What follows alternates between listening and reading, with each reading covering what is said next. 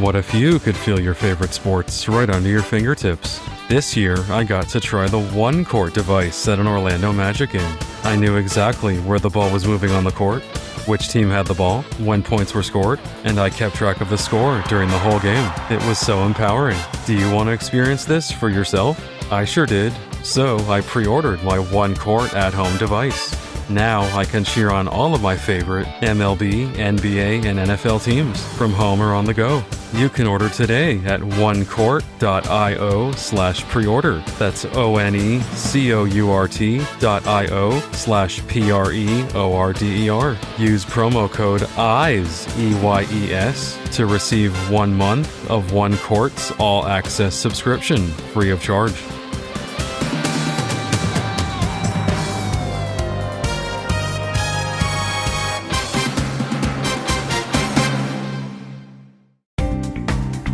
Hey there, and thanks for tuning into episode 172 of the Eyes Free Sports podcast. My name is Greg Lindberg.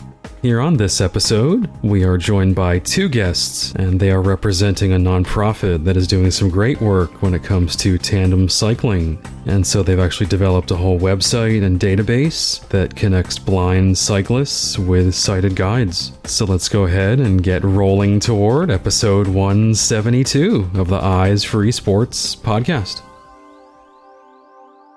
All right, so here on this episode of the podcast, we are chatting about tandem cycling for the blind and visually impaired. And specifically, I'd like to highlight Bicycling Blind, which is an amazing organization doing tremendous work, trying to connect blind stokers with sighted captains and just in general raise awareness about tandem cycling around the U.S. So first, I would like to introduce Christine Tinberg, who is the founder and executive director of Bicycling Blind. Christine, welcome to Eyes Free Sports. Oh, thank you so much, Greg, for giving this opportunity to us to share our story and how we want to get more blind and visually impaired people out riding bikes. Absolutely. Thank you so much for taking the time to do this. And I'm totally with you. You know, this podcast is all about encouraging folks to get up, get moving, whatever the case may be. And obviously tandem biking is a very, attainable, accessible kind of sport and activity. So really happy to do this. And then we also have Chuck Miller, a longtime military veteran, Army veteran, who is a board member of the organization as well. Chuck, welcome to the podcast. Thank you. I'm very excited to be here, and I can't wait to get into it and talk about tandem bicycling, one of my favorite sports. Awesome. Alrighty, let's dive right in. So why don't we just kind of rewind the tape, I like to say, and just kind of go back to where you guys are from and just kind of your personal journeys. And we can start with Chuck on this one. Okay. Well, originally I'm from Maryland. I was born there, and then I moved all over. My father was military. And then when I got out of high school, I joined the military as well. I was in the Army Reserves. Then I went active duty. After active duty, I went into the National Guard. I got my commission and went into the National Guard, served in the National Guard for a long time, and then ended my career in the Army Reserve. I was in for almost 29 years, and the last 8, I was losing my sight. So I ended up here in Gainesville, and I've been here ever since. And I have retinitis pigmentosa is my diagnosis for my visual impairment. And right now I'm light perception in one eye only. Gotcha. I see. And yeah, got to mention Go Gators. You're being from Gainesville. Got a lot of Gators in the family. So and tell me a little bit more about your service in the Army. Well, when I first went in, I was in the nuclear biological chemical field as an enlisted soldier.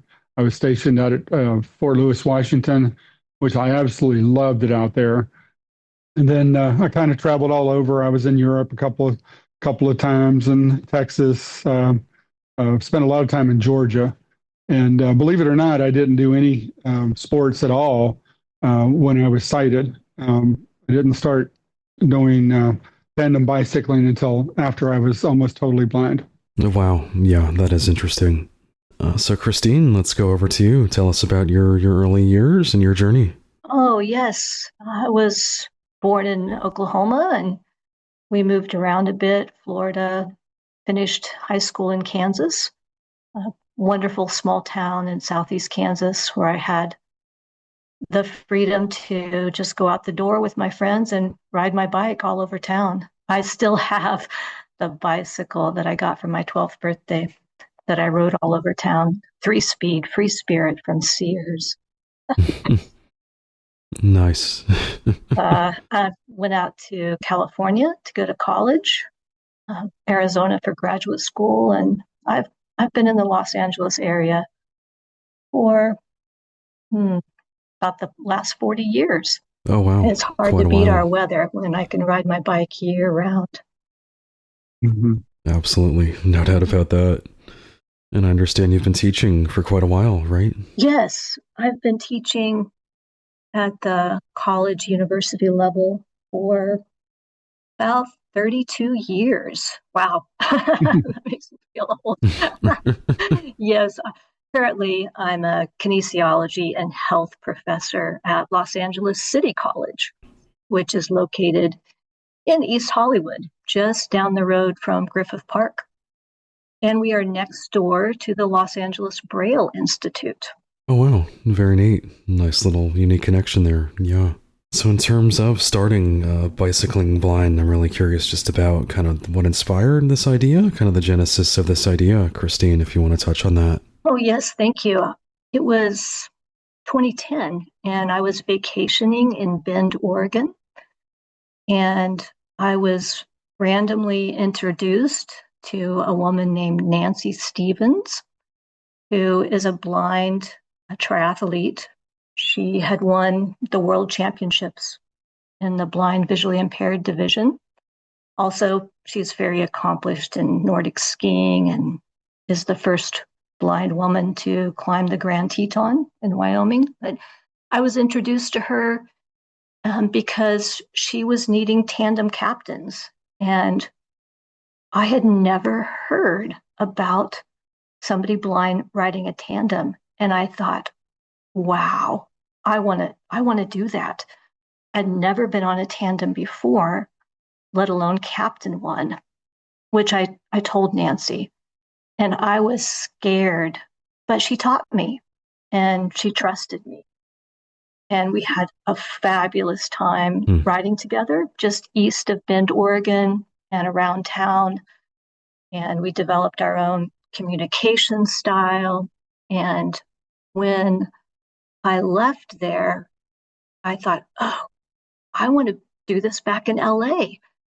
So I got home and started searching and found that there was nothing in LA for the blind. No organized sports, no activities. I couldn't find anything in any parks and recs departments. But yet I was teaching blind students in my classes. I teach physical activity classes, I teach lecture courses, and I had these, wonderful humans in my classes. But there was no, place where, I could join a group and continue tandem cycling. And I was going through, a struggle with what should my career be. And I had applied to physician assistant school and been accepted. And I felt like I was ready for a different challenge. So I packed up my little Honda Element and got on Interstate 10 and was on my way to start physician assistant school, driving across the desert somewhere near Palm Springs. And I had this, I'll call it a download from heaven with this website. And I pulled over as soon as I could and grabbed a spiral notebook and just started writing down everything that was flowing through my head. And I don't know how long I sat there, but I filled pages and pages of a notebook. And the website, bicyclingblind.org, is what was written down in that spiral notebook. I turned the car around and I went back to Los Angeles and I called the PA school.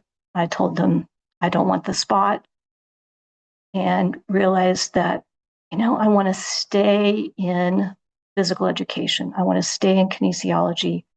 And with what spare time I have, I want to put my energy into really helping more people get onto tandem bikes around the country. And Nancy Stevens, she put me in contact with the Olympic Training Center, and I was able to go to a camp there in Colorado Springs where I met now one of my closest friends, Lori Miller, another very accomplished Paralympian. And I was further encouraged by her, and she put me in contact with Ron Berzasi, another extraordinary blind cyclist. And between Ron, Lori, and Nancy, we filled out the content for the website, and that was in fall of 2010. Wow. What a story. Yeah. And to give up that coveted spot that you had, it sounds like, with the PA school, but to follow your heart in the end is amazing. I made the right decision. I have passion for this, and we all need to do what brings us, passion, what makes us smile, what brings us to tears for the joy that it creates inside ourselves. Absolutely. Well said. So Chuck, over to you now. If you just want to talk a little more about your achievements, in cycling, and kind of how Christine here twisted your arm to get involved in the organization. Okay. Well, I guess I'll start around 2010 as well. I was still working, and I was really having a hard time with my vision loss. I was at that time, I was probably about 75% visually impaired, and I was losing it pretty fast. So I got talked into going to a blind rehab center by my coordinator. And so I went to Birmingham, Alabama. And while I was there, not only did I learn the fine art of using a cane, but I learned about this group within the VA called recreational therapy. So when I was at the center, they only offered indoor stuff, and I'm not an indoor guy. So they put me in touch with the rec therapist here in my area, and I went to see her, and I met her, and I said, I'm still pretty young. Back then I was late 40s. I said, I really want to, maybe that's not right. Maybe I was in my 50s. It's hard to remember. Anyway, I said, I'm not ready to stop being active. So she said, well, let me send you to a couple of clinics. So I got to go to the tandem cycling clinic that Christine alluded to. And when I got on the bike the first time, I said, oh my goodness, this is perfect for me. And just the freedom it gave me. And so I started riding, and I asked for the VA for my first bike. I had to go to a VA facility to get trained before they would let me have the tandem. I got it, and my very first ride on my new tandem, I got the bike on a Wednesday.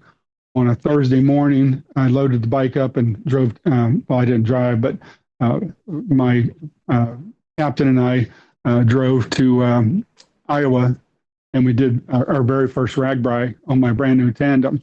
And when I did RAGBRAI, which is it's a bike ride across the state of Iowa. It's every year. In fact, it's going on right now.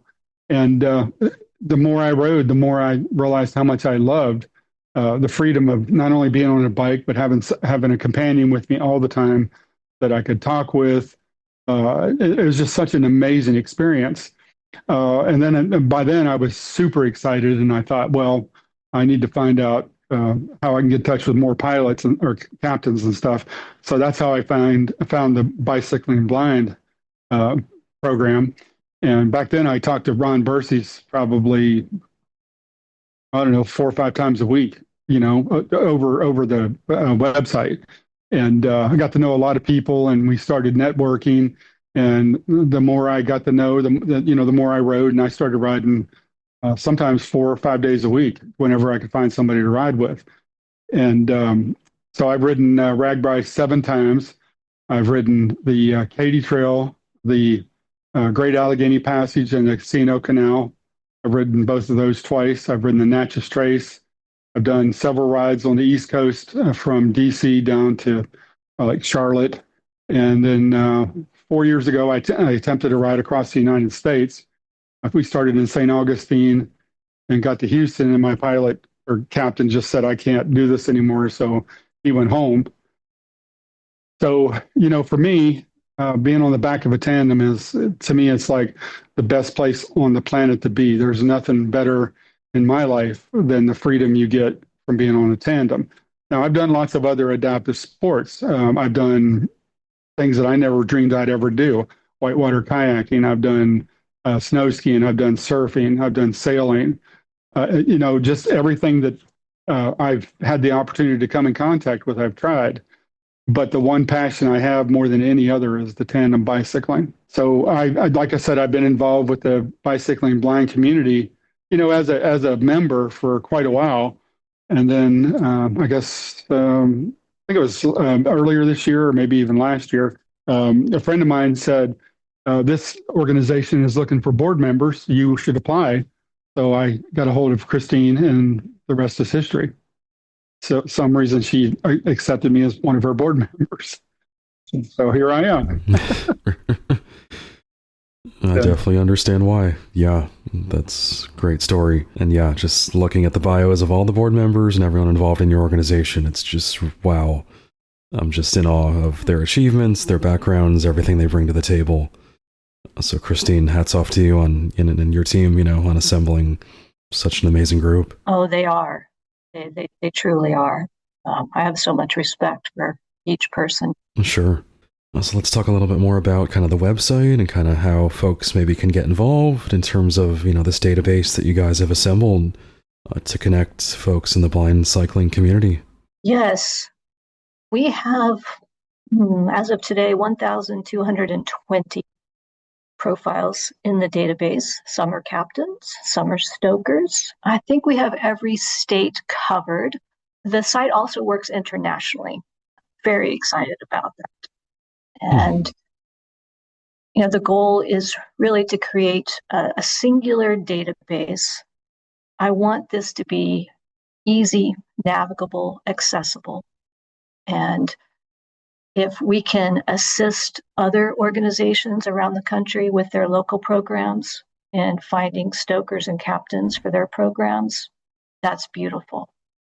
I just felt like there needed to be a centralized organization to help connect the dots. Let's bring everybody together and play on the same team and do all that we can to get more and more people out biking.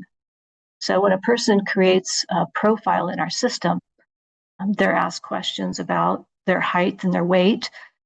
It's because in tandem biking, you have to have a bicycle that fits you. Mm-hmm. And then they're also asked about the style of riding that they'd like to do. Some people would be perfectly happy to cruise along the beach bike path, and that would not be Chuck. Chuck would love the beach bike path, but Chuck here, he's wants to do some long distance rides. And so he needs to know that about the tandem captains, and he can find that information out in the database, right? Who's going to ride long, who can ride day after day. And, by entering in a zip code and choosing a mileage radius, you can locate a blind stoker to ride with you or a tandem captain. We have a very generous couple who has been using the site since it began in 2011. And they are travelers, and they have a triplet, which means 3 people are on a single bike. We have the husband, the wife, and then they have an empty seat. And as they travel around the country, since 2011, they've been using the site to find somebody to fill that seat. And that's beautiful. Just the openness, the generosity that they have. Wow, I was not aware of those triplet kind of bikes. That's really neat. They go so fast downhill, Greg. If you ever get on one, you ready? Oof, right. Hang on, right? And then just a little bit more about kind of the website. So I'm curious, you mentioned, folks set up a profile and put in their information, and then can they email a captain, or can captains reach out to the stokers, or how does that process work? And we built it in 2010 so that everything would go through the site. because we want everybody to feel safe. And you don't have to provide your personal email address or your address, just a zip code. And then you can send messages through the Bicycling Blind site, without revealing that personal information. And we have guidelines. Those were written by Ron, Lori, and Nancy about how to connect safely with somebody, because admittedly, it is a risk, and it's a risk for any of us. If I was to go out on a date with somebody that I'd never spent time with, we have to be smart about who we meet with, where we meet with the person. And we have some helpful information on the website about that. Gotcha. Makes sense. And Chuck, back over to you if you just want to talk about your experience, using the site and kind of how you've made those connections with captains. Well, it's interesting listening to Christine talk about it because, as a user, because I've always been a user of the system, I've met a lot of people across the country using this website, and I didn't even realize at the time. I didn't even realize that Christine was in charge of the organization until after I met her.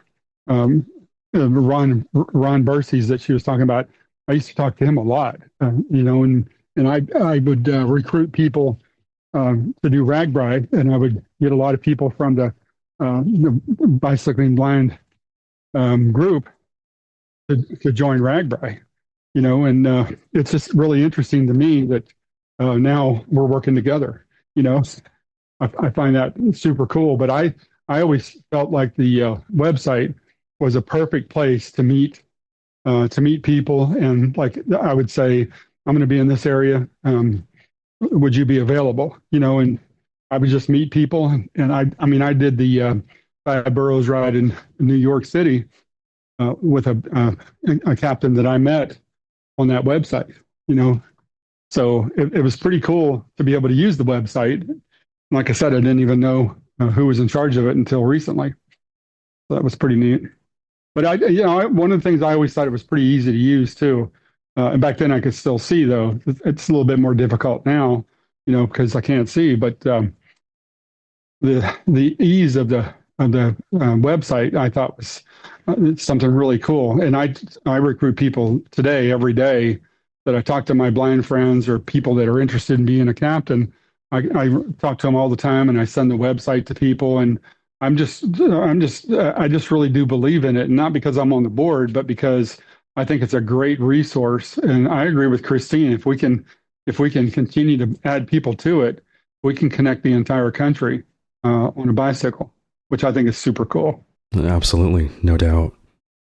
And I am curious also, Chuck, I know, obviously you've done some pretty long rides, several hundred miles, it sounds like.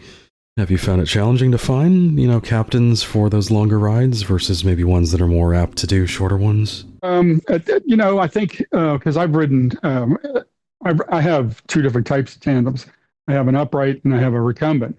So, you have to just work the magic. You have to say, I want to do this trip, and it's 2 weeks long. And, you ask until you find somebody that's crazy enough to do it with you. You know what I'm saying? Because it's a big commitment, to do a repetitious day ride, repetitious days to complete a ride, because, it really impacts your body in a different way than just riding one day at a time. But as far as being able to find people to do those rides, it really you have to be creative, and you have to incite them to be excited about the ride just like you are, So I've been pretty lucky, I think. Sure, that's great to hear. But I also have pilots all over the country. I don't rely on one person, like I have friends that are in Vermont, Connecticut. I've got a friend in Maryland. And these are all pilots and I only see them whenever we ride. That's it. I have one in Iowa, and we stay in touch, but the only time we ever actually physically see each other is when we're on the bike. Interesting. Yeah. So you kind of have that, Rolodex, quote unquote, of folks all over the country based on where you might be heading or to do a ride. Yeah. I've always been curious about kind of that relationship between whether it's captain and stoker or, whether it's a running team or skiing. Obviously, you've done, multiple sports like you mentioned, Chuck. What would you say kind of makes an effective partnership when it comes to that guide/blind athlete relationship? I think you're one of the most important things is how you interact with that person. And I think what I always do is I talk to people on the phone quite a bit before I ever decide to ride with them, because I like to make sure that there's certain things you don't talk about on a bike, and and I want to make sure that we're not talking about things that'll cause tension between us, like politics or religion, the common ones. But you just have to really like, I don't ever meet a captain. If I'm going to meet a captain for the first time, I never meet him alone. And that's just because I'm totally blind. But I try to build a relationship before I ever get on a bike with somebody. Because I feel like once I commit to getting on the bike, I've already decided whether they're going to be safe or not. Right. Interesting. And Christine, any thoughts from your perspective on that? Yes, and safety is the key. If a captain is not safe, then they should have no business being out there. But how do you know that if you're blind, right? How do you know that if you haven't met the person? Mm-hmm. And like Chuck said, it's very important to talk with them. It's certainly fair to ask, what's your cycling history? Do you have any references? Do you ride with a local club? Could I call other members of that club? Do you have a bicycle shop, that knows you? All of that is completely fair game to just find out as much as you can about the person before you get on the bicycle with them. I take it very seriously, and I will not get on a tandem bike with anybody if I have the slightest doubt that I can't handle it. And I know that I've disappointed people before. I'm only 5'4", Greg. I weigh about 120 pounds. So I'm more limited than, a larger person would be, with who, I could put on the tandem bicycle with me. I need to have somebody who, doesn't weigh a whole lot more than I do in order to feel comfortable. Children are great, petite women. I have ridden with Ron Berzesi many, many times. He's probably 150, 155. Not a problem. I didn't even know he was back there because he's so steady, so smooth. So, the weight isn't always a factor, but I'm thinking about their safety, my safety. Can I trust them? Can they trust me? Because, of course, the stoker has a role in safety as well. Right. They can't be shifting a lot and reaching up and stretching and making erratic movements while we're riding the bicycle. Exactly. Yeah. And then in terms of communication, I'm also curious, just, how much communication do you guys think is appropriate? And I guess, Chuck, we can go back to you on this one. During an actual ride, just talk to me about kind of the communication that maybe you'd prefer a captain to provide to you, and then your kind of feedback toward them. Like I said earlier, I've ridden with a lot of different captains, and everybody has their own style. Everybody, even with as far as communication, and I'm a talker. I'm not going to lie about it. I like to communicate, because when I'm out on the bike, I like to experience everything. So I'll ask questions, and I'll what I consider what I call looking around. I don't really look around. I listen. I smell. That's what I mean by looking around. I feel. I do the total package. But as far as, for me, the communication, as a minimum, I need to be able to know what we need to do with the bike. That's what I tell people. As a minimum, you have to tell me what you need from me, because I can't give it to you unless I know exactly what you need. So, for instance, if we're riding along and all of a sudden the captain slams on the brakes, I don't know if obviously I'm not supposed to keep pedaling, but I don't know what kind of posture he or she wants me to be in. So therefore, to me, that's an important communication factor. But it's nice if they're willing to talk about what's around them, and and I like to know how fast I'm going. I like to know how far I've gone. I'm a very interactive stoker. I like to be involved in the ride. And I don't try to second guess. Like if the captain says we're coasting, I'm not going to say why are we doing that. But I think the communication aspect between the two is a vital part of the ride. And I think when you first meet a potential captain, I think that's something that needs to be worked out pretty quickly. What is expected from both people, because the captain obviously has certain communication requirements that he has or they have from for the stoker as well. So I think communication is definitely the most important part of it. Right, right. Great points. Christine, how about your perspective? Oh, yes, absolutely. And communication is, for me, what makes it the most pleasurable thing is I'm usually writing by myself, which can get quite boring. So I enjoyed having somebody there with me to talk about things and to talk about life. And I love being descriptive on the bicycle. It helps me to see things that I would have normally just ridden right past. So, oh, there's cows, or the waves are big today, or just anything that passes by. I enjoy describing it in full detail to people. And I think a tandem captain also needs to be ready to give some instruction with getting on and off the bike and just being real clear about what you need, what you want. We can't expect anyone to read our minds. And so, I need to be real clear about, hey, I actually have a preference to have the right foot forward when we start. And I prefer to have it at the 3 o'clock position. And we need to establish a system for how I let you know when we're going to shift gears, and all those little nuances that make for a smooth, happy ride. Right. I remember when I first started riding, the gentleman that I was riding with was probably about 40 pounds lighter than me. He was real tall, so he was able to hold up the bike. But we rode for a couple days because we were on our first RAGBRAI. And the third day, he said, "Can you do me a favor?" And I said, "What's that?" He said, "When we start off," he said, "would you not give so much power?" I said, "Yeah, of course."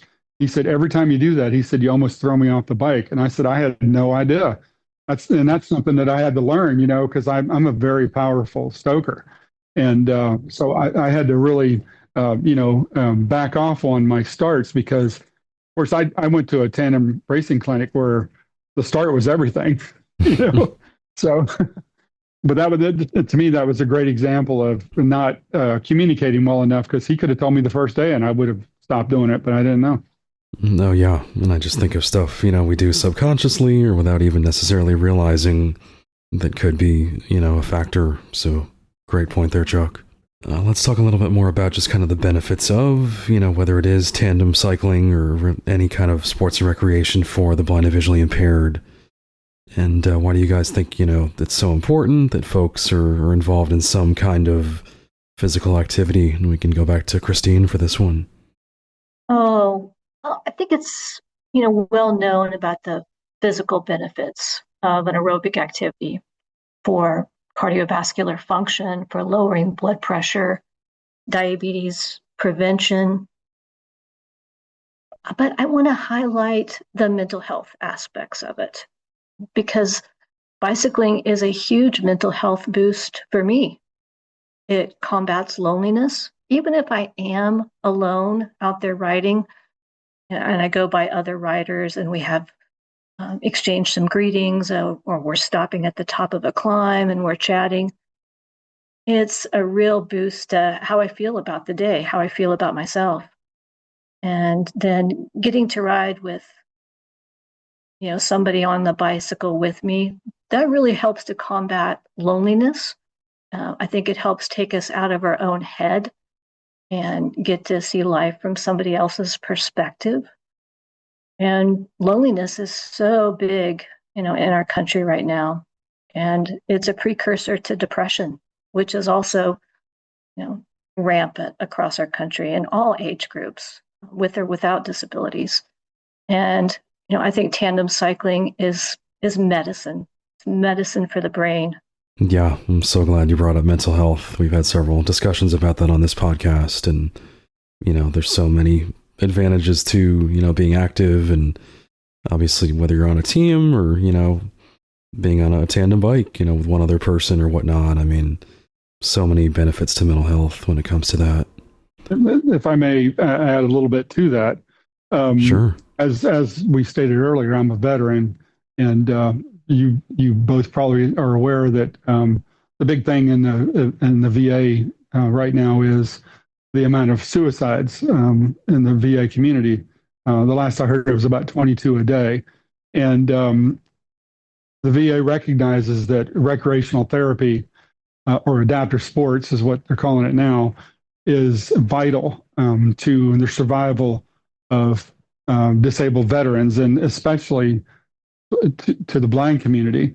And the reason why I say that is because a lot of times visually impaired blind people will sequester themselves in their home and not get out. And so for me, tandem cycling offers not just the physical aspects, but like Christine said, the mental health part of it. Because not only when you're out there does it exhaust your body to where you can rest better, but it also gives you, for me, when I'm on the bike, when I'm not talking, I'm thinking about the ride. I'm thinking about all the smells and the sounds and the feel of the air, just all that, and the dappled shade and sun. All those things play into my mental health. And I can honestly tell you that there is nothing more invigorating in my life than to get on a tandem bicycle and ride. And I think that for the veterans, I think that they recognize that that's an important aspect. That's why they buy so many bikes. They really started buying a lot of tandem bicycles for blind veterans because they realize that it's a very healthy sport for them to be involved in. Yeah, I appreciate your transparency and just everything you said there, Chuck. And as far as veterans too, I know you're doing a lot of work kind of helping connect veterans to these types of opportunities. And like you said, that suicide number, that rate is just shocking number that should totally, hopefully can go down at some point by, at least helping get folks out there moving and around others. And, that's kind of one step I feel like in the process, right? Right. And, whenever before you become disabled, blind, or whatever disability you have, you're a vital person in our society. And once you become disabled, all of a sudden your purpose is gone. And that's something that all veterans struggle with. But I believe that the blind community struggles with it even more because, I just think that vision is such a vital part of everyday life, I'm totally comfortable with it. I've been blind a long time, and I don't have any more issues with. I wish I could see. I don't ever say that anymore. I'm totally happy with my world, but I've also created a world where I can get out on a bike and ride, or I can go hiking, or I can do this, or I can do that. And I've learned how to use all the adaptive sports as my mental health balancer, I guess. So I think that things like these podcasts, bicycling blind, all of it, I think it's all extremely vital to especially the blind community. Right, absolutely. Okay, so before we put a bow on this episode, I definitely wanted to give you guys the chance to mention contact info as far as the website for Bicycling Blind, any kind of social media, and how folks maybe can, reach out or learn more. Yes, the website is bicyclingblind.org, and they can email me at the email address ride, RIDE, at bicyclingblind.org. We do have social media with Facebook and Instagram and YouTube. And we're putting more and more videos on YouTube every week. if somebody would like to make a video asking for a tandem captain in a particular location, please make that video and send it to me. I'll be happy to post it on our social media for you. It's working. Nice. Awesome. And as always, I'll include links to all that information in the show notes as well. All right. And again, we've been chatting with Christine Tinberg along with Chuck Miller here on this episode of Eyes Free Sports. And Christine and Chuck, thank you both so much for your time. Really enjoyed just all your stories, your experiences, being so upfront and transparent about some things. So thank you so much for taking the time to do this. Thank you, Greg. It was fun. Yeah, thank you very much. Absolutely. To hear more episodes of the Eyes Free Sports podcast and to subscribe, search for Eyes Free Sports on your favorite podcast platform or visit eyesfreesports.com. Be sure to follow the Eyes Free Sports podcast at facebook.com/eyesfreesports and on Twitter at Eyes Free Sports.